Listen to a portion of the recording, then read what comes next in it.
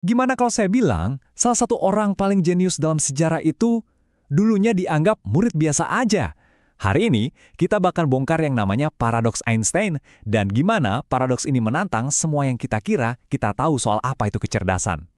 Oke, pertama-tama, yuk kita bahas dulu satu mitos yang udah nempel banget di kepala kita semua.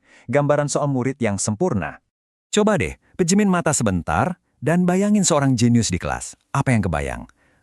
Saya yakin banget gambarannya pasti bakal mirip-mirip kayak gini. Ya, pastinya yang muncul di kepala itu si murid teladan. Tangannya selalu di atas, nilainya sempurna, dan semua aturan diikuti. Sistem pendidikan kita itu seolah-olah mendewakan mereka sebagai standar emasnya. Kita semua pasti pernah kan punya teman sekelas yang kayak gini. Nah, disinilah ceritanya jadi menarik. Gimana kalau ternyata gambaran kesempurnaan ini justru bikin kita jadi buta sama potensi yang sesungguhnya. Oke, sekarang kita kenalan sama seseorang yang bukan cuma mematahkan mitos ini, tapi benar-benar menghancurkannya sampai berkeping-keping. Coba bayangin deh, ada seorang murid yang waktu kecilnya telat bicara. Benci banget sama yang namanya hafalan, dan sering banget ngelamun di kelas, sampai-sampai dicap pemalas sama gurunya. Nah, murid itu adalah Albert Einstein. Coba deh perhatiin kutipan ini. Nah, inilah jantung dari paradoks yang lagi kita bahas. Bayangin aja, pemikiran yang bakal mengubah cara kita memandang seluruh alam semesta, dulunya dianggap biasa aja, nggak istimewa. Itu benar-benar bikin kaget kan? Jadi kelihatan kan kontrasnya yang luar biasa ini. Di satu sisi, ada persepsi sekolah yang kaku yang cuma lihat dia sebagai murid biasa. Di sisi lain, ada kenyataan yang nunjukin dia adalah seorang pemikir revolusioner. Nah, jurang pemisah antara dua hal ini nunjukin ada yang salah sama cara kita mengukur potensi seseorang. Nah, ini kan jadi pertanyaan besarnya. Kok bisa pikiran sejenius itu sampai nggak kelihatan?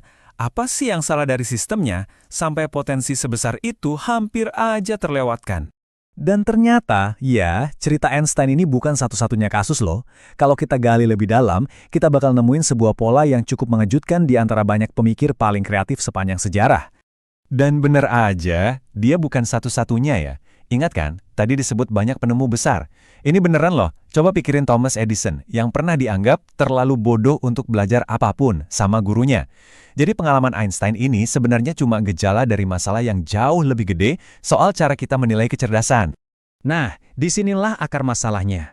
Ruang kelas tradisional itu seringkali lebih menghargai kepatuhan daripada kreativitas. Ibaratnya kayak pabrik yang menuntut semua produknya seragam, semua harus berbaris rapi. Padahal, inovasi yang sejati, ledakan kreativitas itu justru lahir dari hal-hal yang berantakan, dari keberanian untuk jadi beda. Coba lihat sifat-sifat ini. Rasa ingin tahu yang kuat banget sampai mengalahkan kepatuhan. Kecenderungan untuk selalu mempertanyakan aturan, atau fokus yang begitu dalam sampai kelihatannya kayak lagi melamun. Ini semua adalah ciri khas para pemikir inovatif. Tapi sayangnya, di dalam kelas, sifat-sifat yang sama persis ini bisa dengan gampang disalahartikan sebagai tanda kurang fokus atau bahkan pembangkangan. Oke, jadi setelah kita bahas semua ini, apa sebetulnya pesan utamanya buat kita? Apa yang perlu kita ingat dari obrolan kita hari ini? Poin krusialnya adalah potensi itu seringkali nggak kelihatan jelas, nggak selalu mengkilat. Kadang, potensi sejati itu tersembunyi di balik penampilan yang biasa-biasa aja, yang nggak menarik perhatian. Artinya, potensi itu nggak selalu datang bareng nilai sempurna atau tangan yang selalu ngacung di kelas. Kita perlu mulai melihat lebih jauh dari sekedar angka-angka itu. Anak yang diam di belakang kelas, mungkin bukan berarti dia nggak peduli. Bisa jadi, dia lagi merenungkan pertanyaan yang jauh lebih dalam dari apapun yang ada di papan tulis. Dan mungkin inilah pelajaran terbesarnya.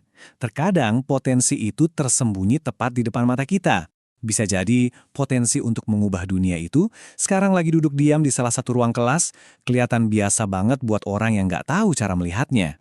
Jadi saya ingin menutup pembahasan kita dengan sebuah pertanyaan untuk direnungkan. Kalau jenius di masa depan itu nggak kelihatan seperti murid teladan di masa lalu, gimana caranya kita harus mengubah cara kita memandang dunia dan juga satu sama lain supaya kita nggak melewatkan mereka lagi? Nah, ini tantangan buat kita semua.